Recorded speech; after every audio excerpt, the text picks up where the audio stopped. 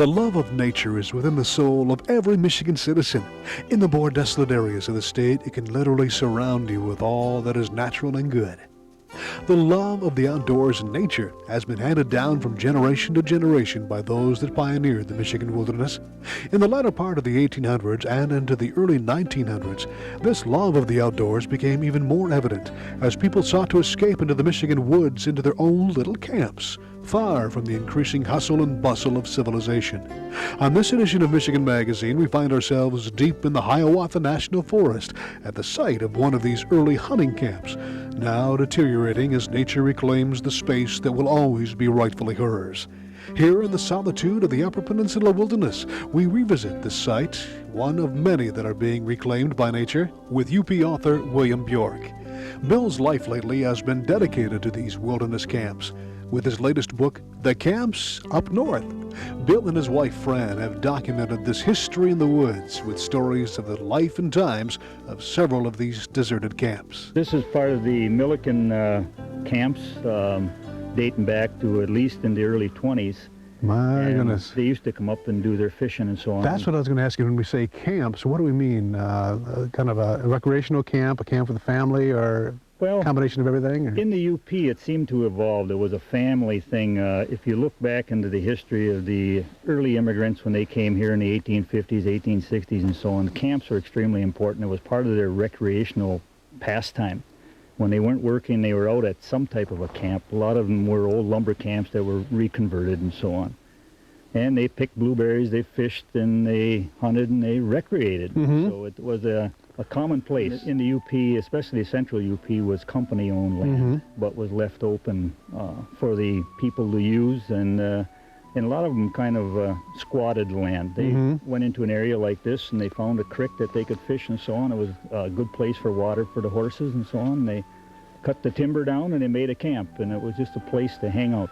Some have been taken care of by families and friends and so on, and they've been in some cases in the same families for 100 years, and they've really taken good care of them.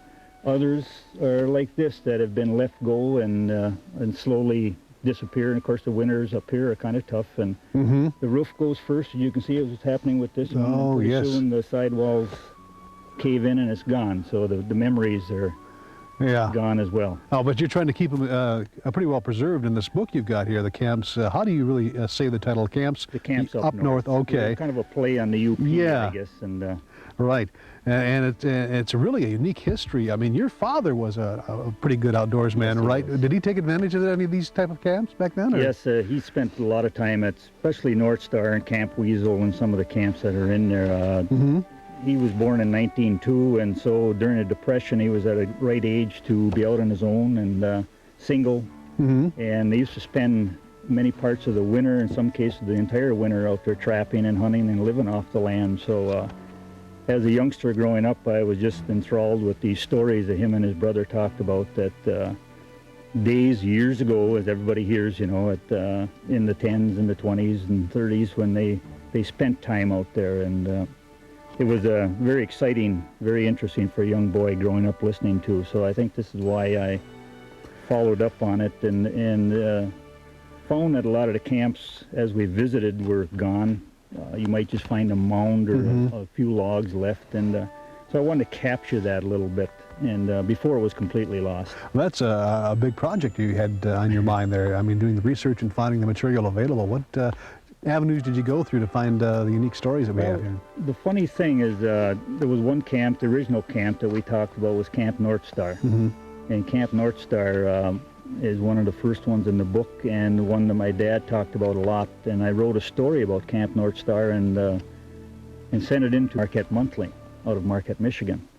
And they wrote and they ran a publication on it, and I got a response back from a couple in Ishpeming that had quite a few photos. A friend of theirs was an amateur photographer, and he had taken many photos of the old camps, and when he died, he had left these photos to this family. So she read my article and called me and said, if you would like to, you can come over and take a look. And it was just beyond belief. I never thought I'd ever see some of these camps that my dad had talked about, because they were already gone. And they had photos of 40 or 50 different camps, some I had never even heard of in that particular area. Oh, boy. So it really worked out well. It really made the book, because the book, obviously you can talk about these old camps, but Right. unless you have photos of them, it really doesn't mean Yeah, anything. these photos too are really just priceless Yes. photos. They're slices of life, and you can see how much fun and just how much it may have meant to these people that took advantage of them way back then.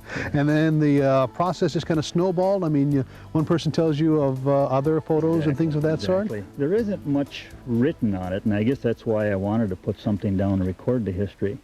But you talk to one individual and they say, well, you've got to talk to so-and-so because he really spent a lot of time out there, or she did. And then we got together, and one time we had a session where we had 6 or 8 people that were in their 80s, late 80s in some cases, and in some cases older than that, but they really vividly recall the times that they spent in the camps, when they were young. And you could just see their faces light up when they talked about it. They can remember that like it was yesterday, and they remember names, and they remember the horses, and they remember all the occasions, and it was very enjoyable to do. I see some of these photos as not only the summer months that they were out there that they took advantage of, and then the winter months, and back then I think there was a little more snow coming down back in the wilderness back then. Or is it still like that up in the Upper Peninsula? It's still like that in the UP. Okay. That hasn't changed. That's one thing that hasn't changed.